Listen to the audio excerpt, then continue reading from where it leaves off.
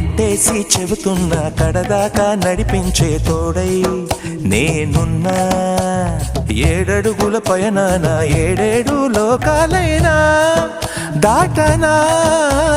వధువై ఎదురొస్తున్న వరమాలై ఎదపైన వాలే ముహూర్తాన వరసయ్యే వలపంతా చదివిస్తా వరకట్నంగా సరేనా.